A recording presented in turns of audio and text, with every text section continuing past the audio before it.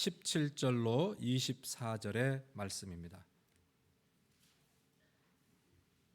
한 절씩 교도를 합니다. 그러므로 내가 이것을 말하며 주 안에서 증거하노니 이제부터 너희는 이방인이 그 마음에 허망한 것으로 행함같이 행하지 말라.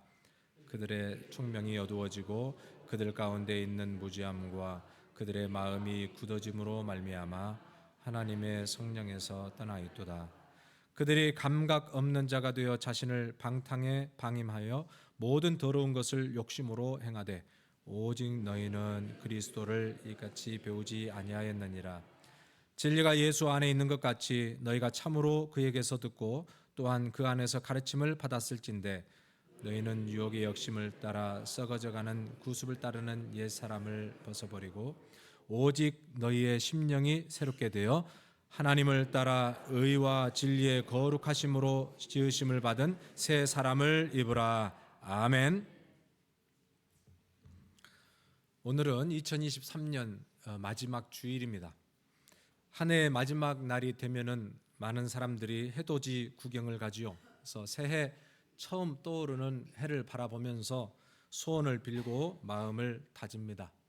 어제 떴던 해와 똑같은 해가 떠오르는데 유독 그날만큼은 해를 바라보는데 감정이 다릅니다. 마음이 설레입니다. 아마 사람들 마음속에 새로움을 향한 그런 기대감이 있기 때문에 그럴 것입니다. 지난 해에 무기력했고 침체되었던 내 삶에서 좀 벗어나서 좀 더 보람있고 성장있고 또 목표를 성취하는 그런 삶을 살고자 하는 그런 염원이 우리에게 있기 때문이에요. 자, 그런데 여러분, 그것으로 진정 의미 있는 우리의 삶을 보장받을 수 있을까요? 정말 그것을 통해서 우리의 인생이 바뀌고 우리의 삶이 바뀔 수 있느냐는 거예요. 성경은 이야기합니다. 결코 그렇지 않다고. 전도서에 보면은 해 아래 새 것이 없나니, 해 아래 새 것이 없나니. 아무리 해가 바뀌어서 새로운 결단을 해 앞에서 한다고 해도 사실은 바뀌지 않습니다. 중요한 것은 사람이 바뀌는 것이고 사람의 본질이 바뀌는 거예요. 그래서 사람의 근본이 바뀌지 않는다면 여러분, 이 세상에 아무것도 바뀌지 않는다고 성경은 이야기해요.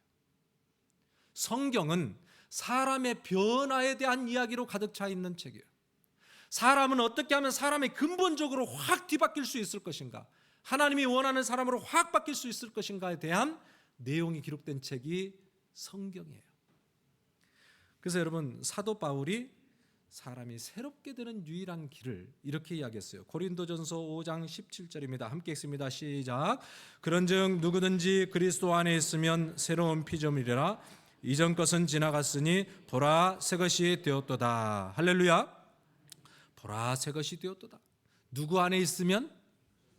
그리스도 안에 있으면 새로운 피조물이 된다는 거예요. 여러분, 이것은 좀 병을 고친다는 수준이 아니에요. 성형 수술을 해서 우리를 좀 더 아름답게 외모를 바꿨다는 수준의 이야기가 아니에요.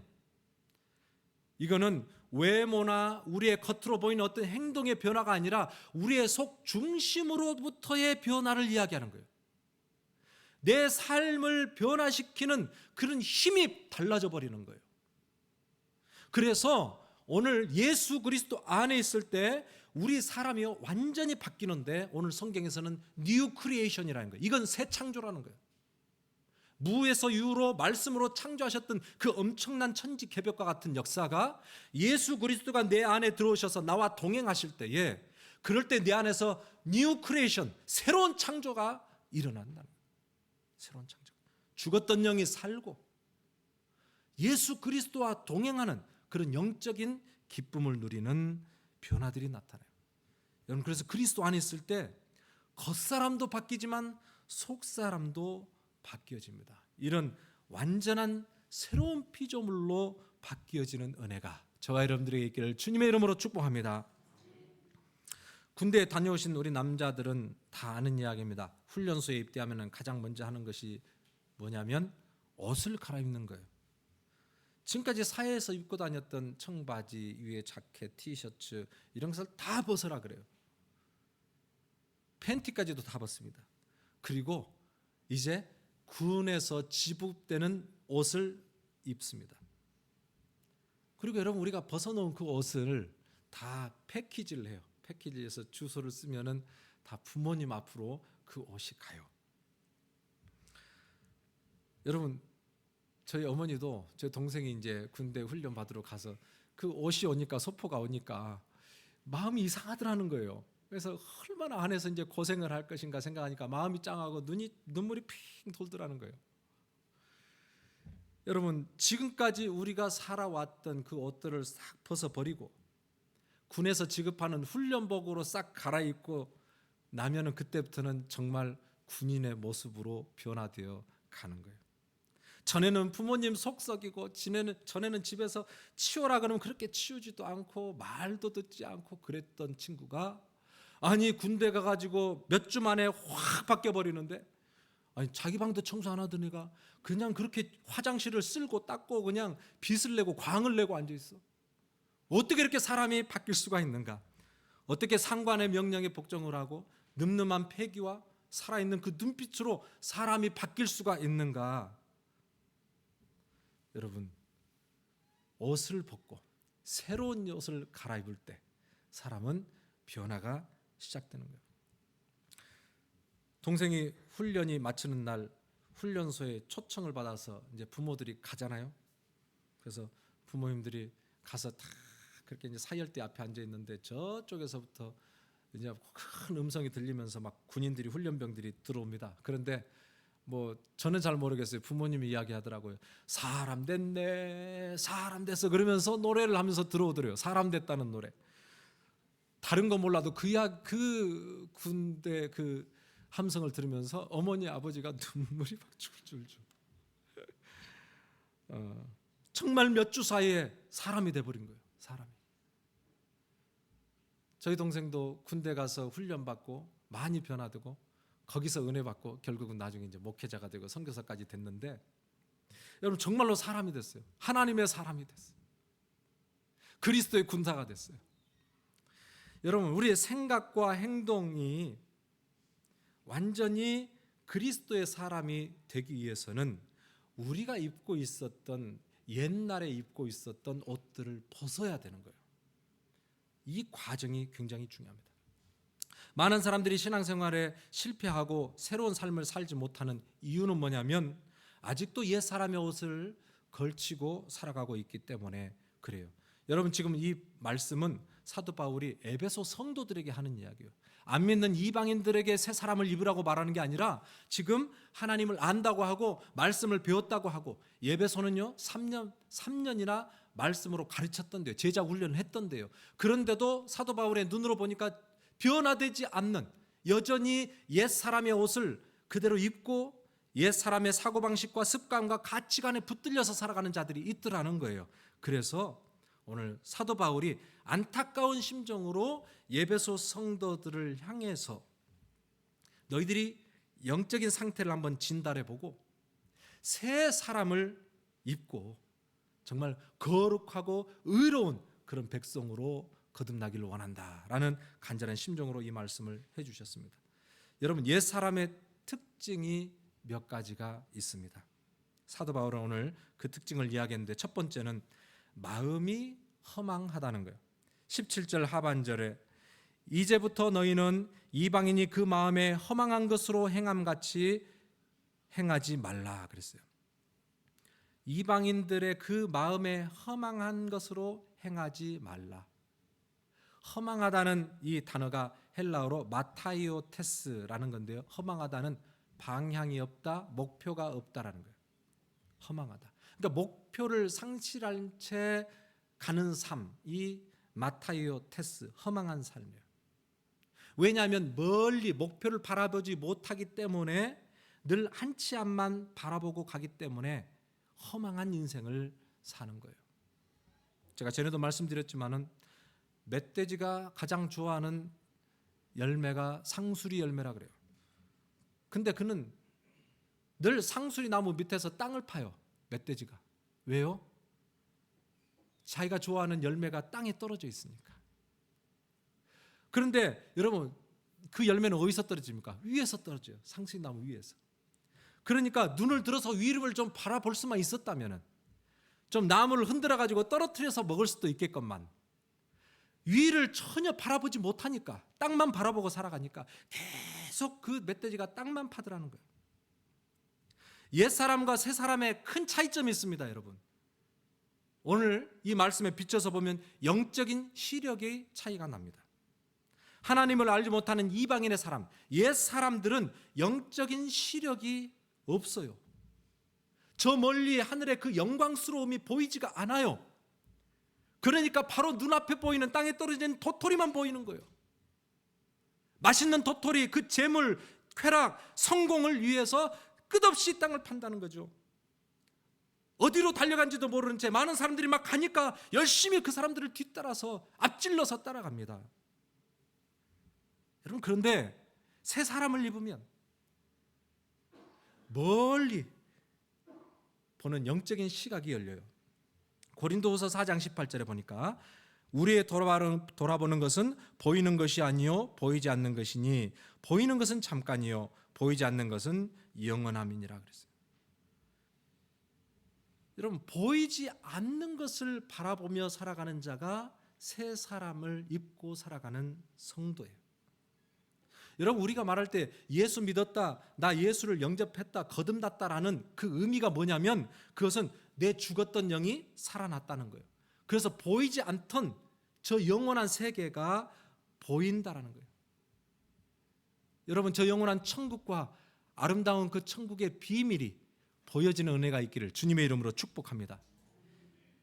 우리가 찬양을 하잖아요. 이전에 좋던 것 이제는 값없다. 왜요? 하늘의 은혜와 평안을 맛보니 날마다 섬기며 주 안에 살리라. 이렇게 나오잖아요. 여러분, 하늘의 영생을 맛보며 하늘의 가치를 우리가 붙들고 살아가면, 여러분, 이 땅의 가치는 여러분 별로 그렇게 우리를 유혹하는 것들이 되지 않아요. 그래서 사도 바울이 지금 에베소 성도들을 향해서 뭐라고 경고합니까? 허망한 것들에 붙들려 따라가지 말라고 경고를 하고 있습니다. 여러분, 우리가 한 해를 지금 열심히 살아서 오늘 이 자리까지 왔습니다. 여러분의 눈에는 이 땅의 가치가 가득 차 있습니까? 아니면 정말 그 하나님의 영광 가운데 하늘의 신령한 가치가 보입니까? 여러분, 오늘 하루가 지나가기 전에 나는 무엇을 바라보고 달려왔는지를 잠시 기억하면서 정말 하나님께서 우리의 영안의 눈을 열어주셔서 저 영원한 천국의 가치에 붙들려서 남은 여생을 힘있게 승리하며 살아가는 저와 여러분들 되기를 주님의 이름으로 축복합니다. 여러분, 더 나아가서 옛사람의 허망한 마음을 품고 있을 때 그 다음에 또 진행되는 마음이 있어요. 그 마음은 굳어지는 마음이에요. 굳어지는 마음. 18절을 우리가 다 같이 읽어봅니다. 시작. 그들의 총명이 어두워지고 그들 가운데 있는 무지함과 그들의 마음이 굳어짐으로 말미암아 하나님의 생명에서 떠나 있도다. 자, 보세요. 총명이 어두워지고 또 그들의 마음이 굳어짐으로 말미암아 하나님의 생명에서 떠나 있다. 여기서 굳어진다는 이 헬라가 포로시스라는 단어인데요. 이것은 석회석이라는 뜻이에요. 석회석. 석회석은 여러분 돌이지만은 좀 단단하게 굳어버리는 거예요. 석회석이잖아요. 출애굽기에 보면은 하나님께서 바로의 마음을 강팍하게 하셨다라고 할 때 그 강팍하다라는 단어와 이 프로시스라는 단어가 같이 연결되는 동일한 의미의 단어입니다. 여러분, 마음이 돌처럼 굳어졌다는 거예요. 마음이 돌처럼 굳어져요.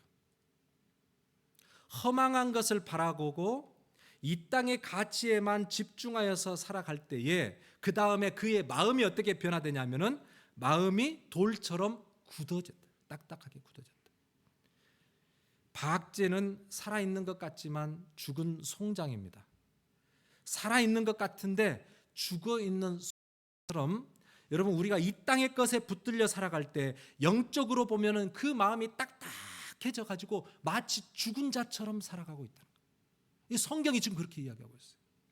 여기서 제가 생각나는 비유가 씨 뿌리는 4가지 밭의 비유가 생각이 나요. 여러분들 잘 아시잖아요. 사람의 마음밭을 4가지로 비유를 해 놓았습니다. 여러분, 4가지 밭 중에 전혀 뿌리를 내리지 못하는 밭이 있어요. 그 밭이 무슨 밭이죠? 길가밭이에요. 길가밭.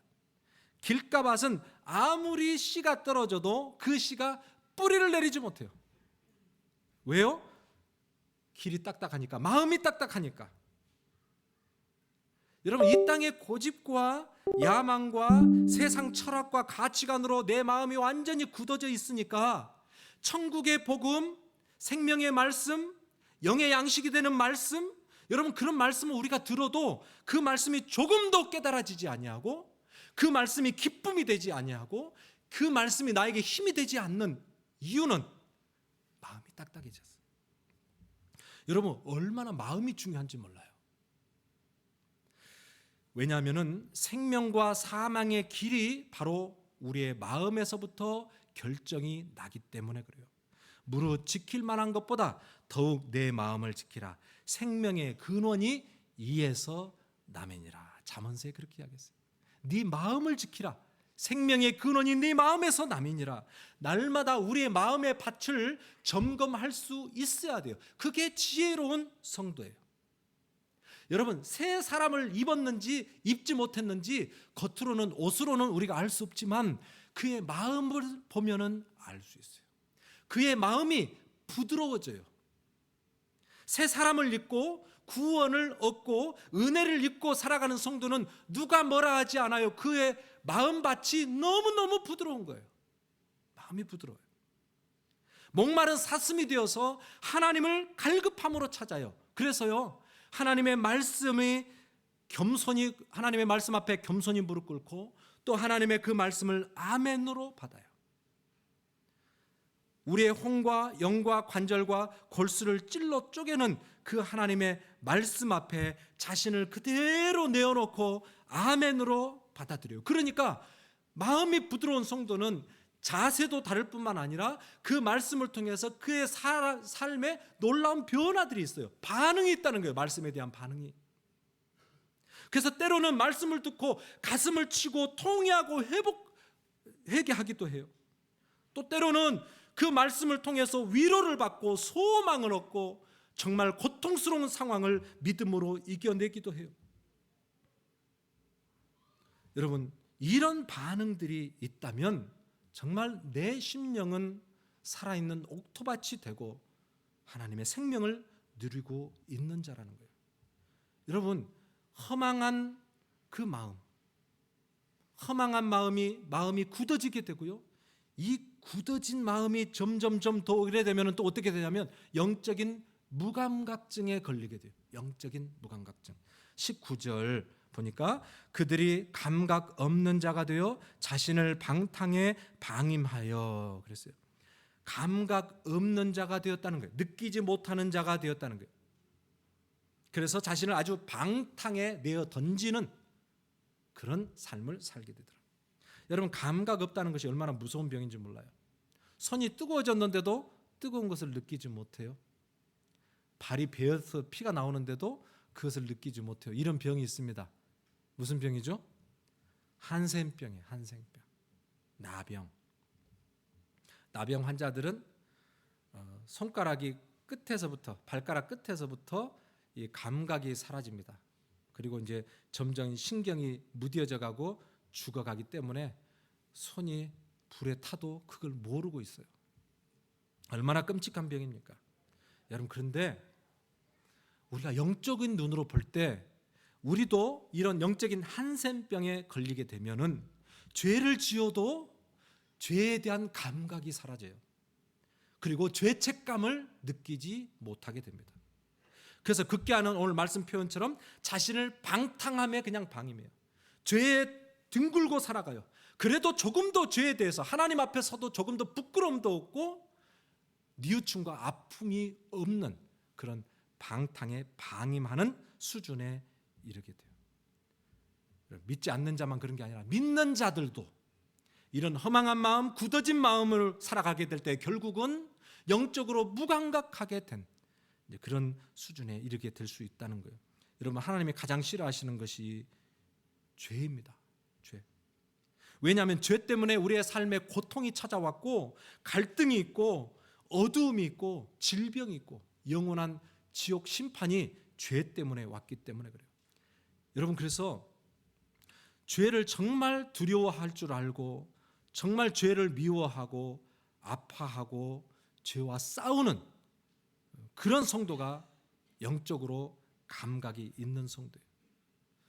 저는 오늘 저뿐만 아니라 우리 사랑하는 성도들이 우리의 삶 속에 계속해서 우리를 유혹하는 이 죄를 바라보고, 또 이 죄를 붙들고 씨름하며 죄에 넘어졌을 때는 가슴을 치고 아파하고 회개하며, 그래서 죄에 대해서 민감하게 반응하고 승리할 수 있는 저와 여러분들 되기를 주님의 이름으로 축복합니다. 죄에 대해서 둔감해진 성도들이 많이 있더라고요. 죄에 대해서 둔감하면요, 여러분, 예배에 대해서도 둔감하게 돼요. 제가 필라에서 어떤 성도들을 이렇게 신방하다가 우연찮게 만났어요. 그래서 요즘에 신앙생활 어떻게 하시냐 그랬더니 요즘에는 인터넷으로 예배를 드리신다 그러더라고요. 예전에는 제가 알기로는 정말로 교회 봉사도 또 새벽 기도도 헌금 생활도 참 잘하시는 그런 분들이었어요. 그런데 이제는 교회에서 그렇게 매 주일 막 아침마다 챙겨서 교회 나가고 이러지 않고 딱 인터넷 앞에서 예배하고 은혜 받으니까 얼마나 편하고 좋은지 몰라요. 목사 앞에서 그런 이야기를 하더라고요. 제가 뭐라고 이야기를 할 수 없지만 참 속으로 답답했어요. 여러분, 정말 영적으로 깨어있는 성도라고 한다면 한 주라도 우리가 하나님의 그 공동체, 교회 공동체에 함께 나가서 함께 예배하고 하나님 앞에 서는 이 일이 얼마나 귀하고 복된 일인가를 알아요.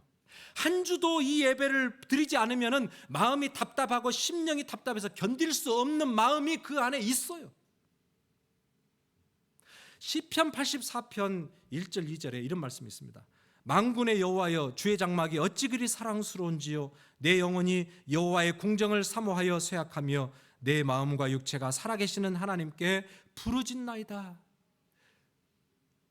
다윗이 성막을 향해서, 주의 장막을 향해서 정말로 사모하는 심정으로 이렇게 그가 노래를 했어요. 그는 광야에서, 굴 속에서, 숲풀 속에서 그렇게 도망자의 삶을 살면서도 그는 어떻게 하면 자유를 얻을까가 아니라 그는 어떻게 하면 하나님 앞에 나아가서 온전한 예배를 좀 드려볼 수 있을까? 우리하고 뭐가 다르죠? 그 고난의 삶을 살면서도 그에게 너 기도 제목이 뭐야? 물으니까 나는 하나님 앞에 온전한 예배를 좀 드리고 싶다는 게 이 다윗의 기도 제목이었어요. 기도 제목이었어요. 그는 그래서 그 성막을 가지고, 언약궤를 가지고 여러분 올 때에 얼마나 그게 기뻤던지, 그는 그의 바지가 내려가는 줄도 모르고 그냥 춤을 췄던 그런 기록이 성경에 나와 있지 않습니까? 여러분, 초대교회 우리 사랑하는 성도들은 함께 모여서 예배하는 이 일에 목숨을 걸었어요. 하나님께 온전한 예배를 하기 위해서 그들은 카타콤이라고 하는 지하 동굴 속까지 들어가서 200년, 300년을 지나면서 자녀들이 꼽주가 될 도록, 그러면서도 그곳에서 하나님을 예배하겠다고. 여러분, 도대체 우리에게 정말 영적으로 살아있고 우리가 그 예배에 목마름이 있고 정말 예수 그리스도로 인해서 정말 행복하고 기쁨을 누리는 그런 온전한 마음밭이 나에게 있는가? 나는 정말 영적으로 지금 깨어 있는가? 영적인 감각이 살아 있는가? 여러분, 오늘 이 사도 바울이 안타까운 심정으로 에베소 사랑하는 성도들을 위해서 빨리 그 상황에서 뛰어나와서, 영적인 무감각한 그 상황에서 뛰어나와서 다시 예수 그리스도로 의와 거룩함으로 지으신 새 사람을 입으라 이렇게 말씀하고 있습니다. 여러분, 우리의 삶 가운데 다시 한번 하나님께서 영적인 민감함을 주시기를 원합니다. 그래서 하나님의 은혜 없이는 정말 살아갈 수 없는, 예배의 은혜를 통해서, 말씀의 은혜를 통해서, 기도의 응답을 통해서, 섬김의 기쁨을 통해서 날마다 내가 주님으로 인하여 만족하는 그 기쁨을 내가 잃지 아니하도록 우리 사랑하는 성도들 위에, 또 저 위에 하나님께서 이런 은혜를 베풀어 주시기를 주님의 이름으로 축복합니다. 여러분, 지금 예수님을 나의 구주, 나의 하나님으로 영접하였던 그 에베소 사랑하는 성도들이 왜 이렇게 허망한 삶을 살고 마음이 딱딱해지고 이렇게 생명력이 없는 종교 생활을 하고 있을까? 그 이유도 오늘 이 말씀 속에서 우리에게 가르쳐주고 있습니다. 19절 22절입니다. 그들이 감각 없는 자가 되어 자신을 방탕에 방임하여 모든 더러운 것을 욕심으로 행하되, 22절, 너희는 유혹의 욕심을 따라 썩어져가는 구습을 따르는 옛사람을 벗어버리고. 아멘. 자, 두 구절에서 동일하게 쓰인 단어가 있습니다. 그것이 뭐예요? 욕심이라는 단어예요. 욕심. 자, 왜 허망하고 왜 마음이 딱딱해지고 왜 이렇게 감각 없는 그런 자로 전락을 해버렸는가? 문제를 보니까 근본적인 문제는 그들의 마음 속에 자리 잡고 있었던 욕심이라는 거예요. 욕심, 탐욕이라고 합니다. 탐욕. 부패한 옛 사람의 근본적인 문제는 이 탐욕의 문제예요. 하나님 이외에 다른 것으로 만족하려고 하는 습성. 그래서 성경에서는 탐욕은 곧 우상숭배라고 이야기를 했습니다. 여러분, 우리 안에 우리를 비참하게 하고 우리를 늘 하나님으로부터 떠나게 하고 하나님의 은혜 없이도 세상 것으로 만족하며 행복하게 살려고 하는 그런 탐욕이 우리 안에 있거든요. 근데 여러분, 이 탐욕의 문제를 해결하시기 위해서 예수께서 십자가를 주셨어요. 예수 그리스도의 십자가는 다른 게 아니라 우리의 이 탐욕의 문제를 해결하시기 위한 십자가였어요. 그래서 갈라디아서 5장 24절을 함께 읽습니다. 시작. 그리스도 예수의 사람들은 육체와 함께 그 정과의 탐심을 십자가에 못 박았느니라. 아멘. 자, 무엇을 못 박았다가요? 그 정욕과 탐심을 십자가에 못 박았다. 한마디로 탐욕입니다. 우리 안에 하나님 이외에 다른 것으로 만족하려고 하는 우리의 마음의 경향성, 이 마음의 습성, 이것이 탐욕이에요. 그런데 예수 그리스도께서 십자가에 죽으신 것은 이제 나의 정과 욕심도 예수와 함께 십자가에 못 박아버리고 이제는 내 안에 예수 생명으로 살아가도록 하기 위해서 예수께서 십자가 지셨다는 거예요. 여러분, 오직 예수 그리스도의 그 생명이 오늘 우리를 지배하고 우리를 인도하시는 승리하는 삶이 되기를 주님의 이름으로 축복합니다. 그런데요, 하나 더 우리가 기억해야 될 게 있습니다. 예수 그리스도의 십자가는 한 번으로 되는 게 아니에요. 날마다 예수 그리스도의 십자가 앞에 내가 서야 이 은혜를 누릴 수 있습니다. 오늘 말씀에 보면은 새 사람을 입으라, 그리고 옛 사람을 벗어버리라 이랬지 않습니까? 근데 벗어버리라, 입으라라는 이 두 단어는 둘 다 미완료형으로 쓰였는데, 미완료형이라는 것은 지속적으로 반복적으로 이 말이에요. 계속해서 옛 사람을 벗어버리고 계속해서 새 사람을 입는 것이 신앙생활의 과정입니다. 여러분, 구원은 한 번으로 이루어지는 것이지만 그럼에도 불구하고 지속적으로 옛 사람이 죽고 새 사람이 살아나는 이 과정을 통해서 성화에 이르는 구원을 완성하게 되는 것이에요. 그래서 예수님께서 제자들에게 이렇게 말씀하셨어요. 누가복음 9장 23절에 아무든지 나를 따라오려거든 자기를 부인하고 날마다 제 십자가를 지고 나를 따를 것이니라. 할렐루야. 여기서 날마다 그랬습니다. 날마다 자기를 부인하고 자기 십자가를 지고 나를 따를 것이니라. 사도 바울은 또 뭐라 그랬냐면은 나는 날마다 죽노라 그랬어요. 나는 날마다 죽노라. 여러분, 날마다 매일매일 우리 입술에서 내 정과 욕심을 십자가에 못 박아버리고 나의 옛사람, 하나님 이외에 다른 것을 따라가고 다른 것을 쫓아가고 다른 것을 주목하려고 하는 내 옛사람은 십자가에 못 박아 죽어버리고 내 안에서 예수 그리스도의 생명으로 저 영원한 하나님의 나라의 영광을 바라보며 사는 사람으로 변화되었다는 것을 고백해야 되는 것입니다. 여러분, 말씀을 마칩니다. 어떻게 하면 사람이 변화될 수 있을까?